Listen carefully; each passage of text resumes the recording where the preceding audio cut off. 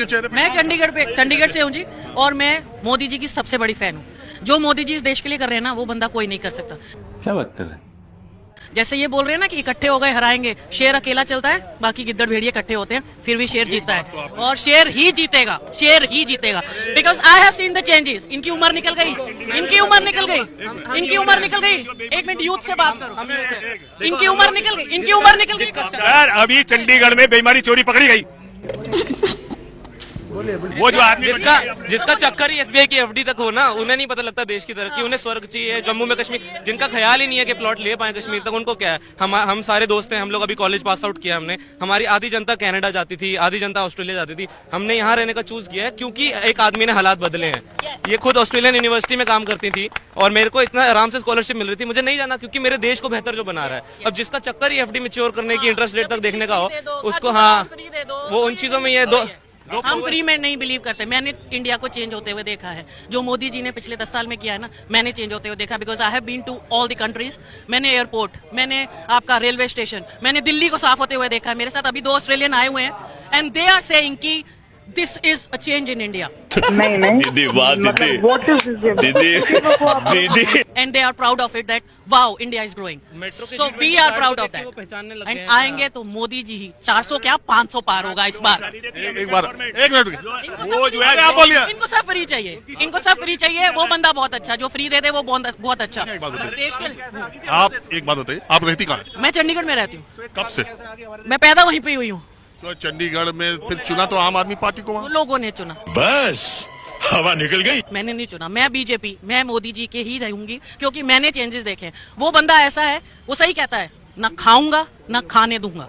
आपने भी कहा न खाऊंगा न खाने दूंगा। हाँ। इसको बहुत लोग कहते हैं कि ये नारा ऐसा है कि न खाऊंगा और उधर रहोगे तो खाने नहीं दूंगा। नहीं, इधर आ जाओ, उधर जो खा रहे थे उसको सबको ईडी सीबीआई का। आप उनको देखो, जो मेरे घर में मेड है, अगर मैं उससे पूछती हूँ, वो तो नहीं है ना, कुछ ऐसा सेल्फिशनेस तो नहीं है ना। मैं अगर उससे पूछती हूँ कि आप किसको वोट दोगे, तो वो बोलते हैं बिल्कुल मोदी जी को देंगे क्योंकि उन्होंने हमें सिलेंडर दिया, उन्होंने हमें घर दिया, हमारे परिवार को नौकरियां मिली।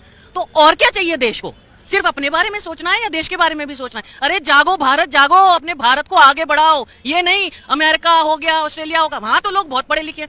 भाई इंडिया क्यों नहीं पढ़ा लिखा? इंडिया में क्यों नहीं समझदार लोग? और नई बात, सारी बड़ी कंपनियां, फेसबुक, ये सारे इंडियंस चला रहे हैं। कुछ अभी मोदी जी के पहले का रेलवे स्टेशन, डब्बे, उनकी साफ सफाई, और आज का रेलवे, उसमें जमीन आसमान का फर्क है।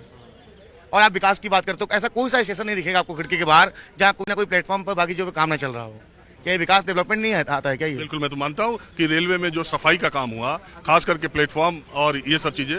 लेकिन एक बात बताओ, ट्रेन वही, पटरी वही, खाना वही, और किराया 2 गुना भी हो गया। गजब बेइज्जती है। किराया क्या 20 पैसा ही रहेगा क्या पूरे समय तक? किराया नहीं बढ़ना चाहिए। सुविधा अगर आपको अच्छी मिलती है तो किराया थोड़ा देना पड़ेगा सर ना। देना सीखने वाली सरकार है ये, खा करके बैठने सरकार नहीं है कि 80% देश का पैसा हमारा है और 20% में सब बांट दो आपस में। ये वो सरकार चली गई जो कहती थी कि मैं भेजता हूँ 1 रुपया 15 पैसा नीचे पहुंचता है। ये वो सरकार है जब देश का राष्ट्राध्यक्ष कहता है कि टीना ठोक करके मैं भेजता हूँ 1 रुपया और 1 रुपया ही नीचे पहुंचेगा। ये वो सरकार है। तो देश अब जाग रहा है, एक इंडिया, अलग इंडिया बन रहा है। आप क्या करते हैं? मैं बिजनेसमैन हूँ, कंस्ट्रक्शन का काम, मेरा सिविल का काम है। तो एक बात बताइए, लोग अगर आपसे मैं कहूँ कि मोदी जी के 4 काम आपको कौन से अच्छे लगे तो आप क्या कहेंगे?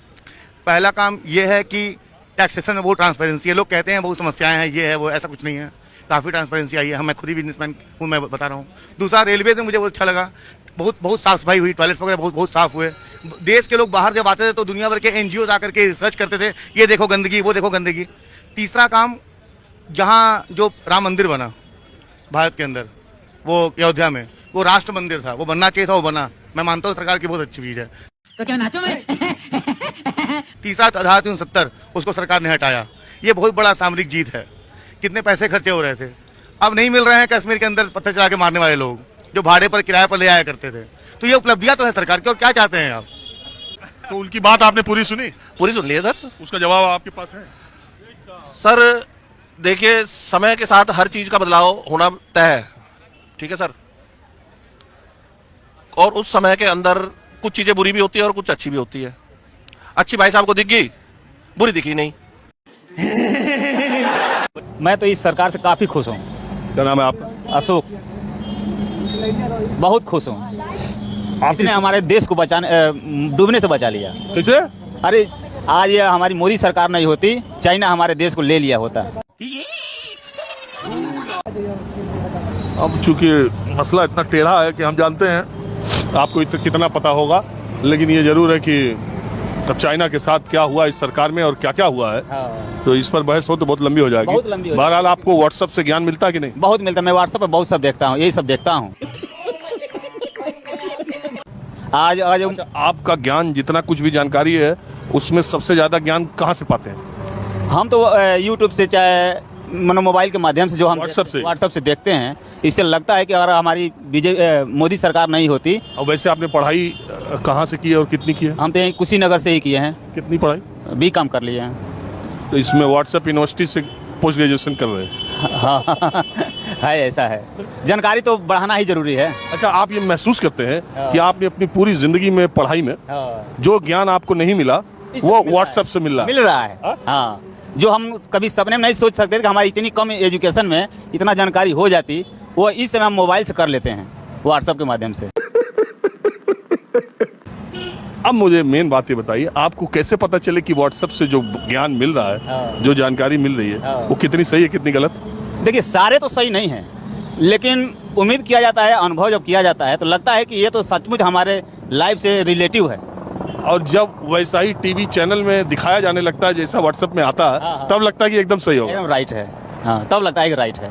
हाँ। इतना चक्र चल रहा है कि समझना बड़ा मुश्किल है। 15 अगस्त के लिए आए हो? जी, एंजॉय 15 अगस्त है इसलिए आए, और आज के दिन हमें आज़ादी मिली थी एंजॉय करने के लिए। एंजॉय करने के लिए। आज़ादी किस लिए मिली थी? एंजॉय करने के लिए। अरे एक बार चुप रहो यार, बोलने दो। 15 अगस्त 1947 में जो हमारे शहीद हुए हैं उनकी याद में आए हैं यहाँ पर। क्या करते हो? हम मिस्त्री हैं। किस चीज़ के? POP। तो आप वहाँ काम करते हो, दिल्ली में काम करते यहीं दिल्ली में करते हैं, सवादरा में। हो? अच्छा जी। आज छुट्टी है? जी, छुट्टी है आज। तो क्या किया आज़ादी के मौके पर? पढ़ाई लिखाई की है? हाँ, 12वीं तक पढ़ाई लिखाई की है। काम धाम ठीक चल रहा है? हाँ, ठीक, सब बढ़िया चल रहा है सर जी। आप कहाँ से आए? हम आगरा से आए। अभी 15 अगस्त मनाने दिल्ली आए? 15 अगस्त मनाने के लिए हम इंडिया गेट आए हुए हैं दिल्ली में। तो परिवार के साथ या दोस्तों के साथ? अकेले आए हुए हैं। बहुत अच्छा लग रहा है, बहुत मज़ा आ रहा है यहाँ पर 15 अगस्त वाले दिन। बहुत क्राउड है यहाँ पर, पब्लिक बहुत है, और हमें बहुत खुशी है आज के दिन हमारा देश आज़ाद हुआ था, और बस।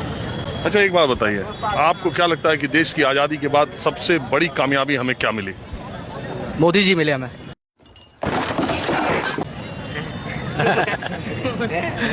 देश के प्रधानमंत्री मोदी जी मिले हमें, जो देश को बहुत आगे तक लेके जा रहे हैं। आज़ादी के बाद सबसे बड़ी चीज़ आपको यही दिखाई दी? बिल्कुल, हमें जो दिखाई दी। इसके पहले के प्रधानमंत्री? हमें मोदी जी बहुत अच्छे लगते हैं। पहले के प्रधानमंत्रियों का कुछ ठीक है, मगर मोदी जी हमें बहुत अच्छे लगते हैं। कौन है ये लोग, कहाँ से आते हैं? अरे भाई, मोदी जी आपको अच्छे लगते हैं, वो सही बात है, पूरे देश को अच्छे लगते हैं, देश के प्रधानमंत्री है। देखिए, लाल किले से भाषण भी आप और भी प्रधानमंत्रियों के बारे में आप जानते नहीं?